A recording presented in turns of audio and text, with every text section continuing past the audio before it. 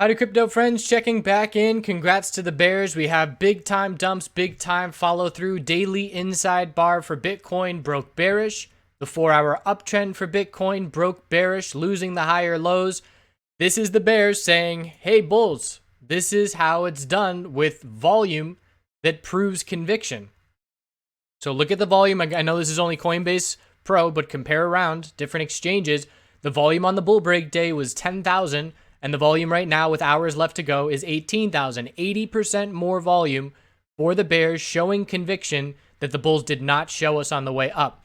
So at this point, where do we stand longer term, weekly time frames? Can we still form a weekly higher low? Yes, that is still possible. Is it likely? Not really. The bulls did not give themselves much space to work with. This bounce that we saw on the weekly time frame was a generally weak bounce considering where we came from. And for those that use Fibonacci's, I don't use Fibonacci lines by actually drawing them out, but there's a lot of similarities with my own style where I just use visualizations. So I look at the size of the drop, I look at the size of the bounce. That is not a significant bounce from where we dropped from. So there's not a whole lot of space for the bulls to work with in this range. Like I said, we could hold, say we come down and hold 3,400 and then turn around and break 4,200, that would be a significant shift in momentum, but that's not the more likely scenario.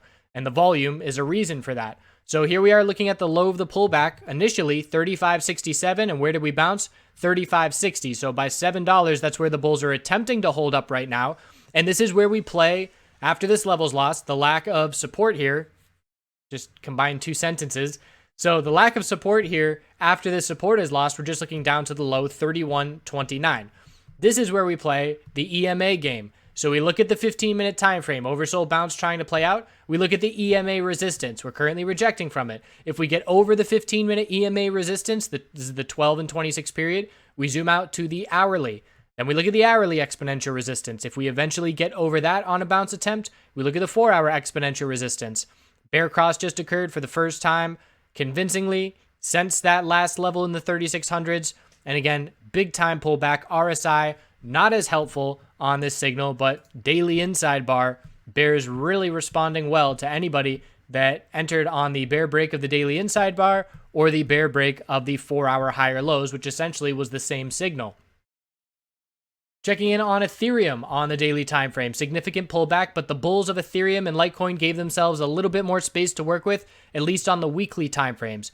The weekly or the daily chart just lost the higher lows on Ethereum, but if we look at the size of the pullback, in order to hit lower lows here, the low of the pullback initially was $80. We got all the way up to 160, a 100% move. We have a lot of space to work with. Right now, we'd have to drop over 35% in order to see a drop right back to that support level. And again, for Bitcoin, if we drop 35% from where we stand right now, we are looking at a massive leg down. So bulls a little bit more comfortable. We can form the higher low and then see a trend change on the weekly. Again, it's just not the most likely scenario. Daily volume, going to be the highest volume in a week plus, maybe 2 weeks. For the bears here, we lost this higher low of support. Next level we're looking down at is 112.26. Same thing on the 4-hour exponential, or I should say the 15-minute exponential resistance. We just had a bear break and the bulls bought that dip, so a bit of a fake out, but still exponential resistance. Then we look at the hourly exponential. Then we look at the 4-hour exponential. So oversold bounce attempting to follow through here, but we're going to have to get over the top of the bounce, 126.79. And for Bitcoin, the top of the bounce at this point, we did break. So a little bit of difference between those two. Didn't drop to a lower low, whereas Ethereum did, and already broke the high, whereas Ethereum didn't.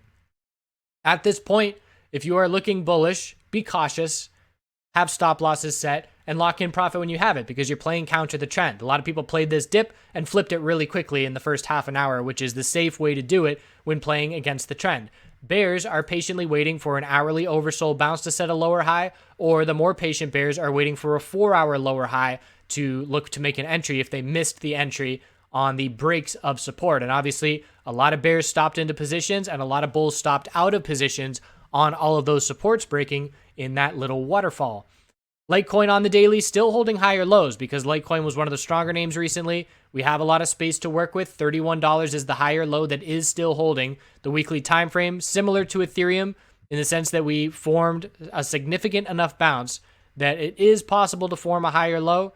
it's just not the most likely scenario. You would have to pull back, again, 30-35% to drop to a lower low, so the bulls have a bit of cushion.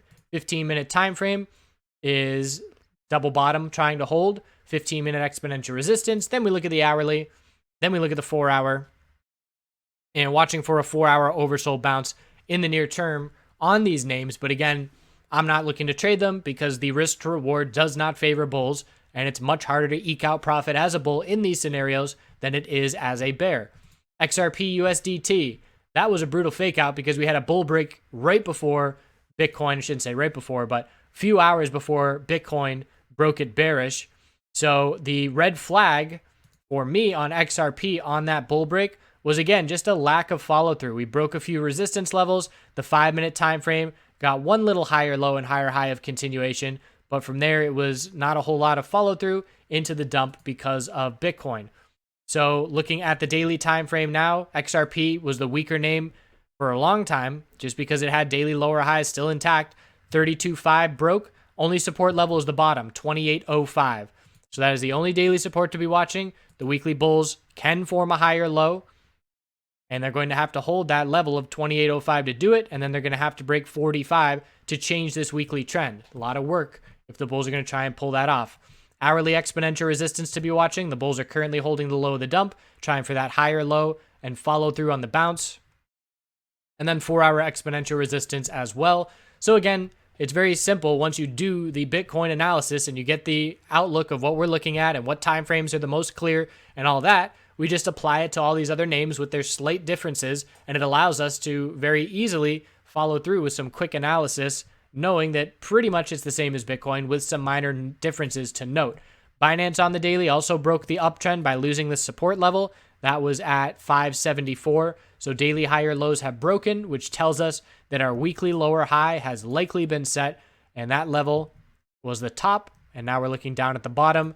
Binance has a lot of space to work with here as well. That low is 412. We would have to pull back again, even more significant than 30% at this point. So bulls have space to form a weekly higher low, but we need to see Bitcoin. And there's a scenario where, if we break bearish on Bitcoin to a lower low and then see a bounce from there, that these names are going to still be holding weekly higher lows at that point. That's a possibility with how these correlations are lining up among all of these names.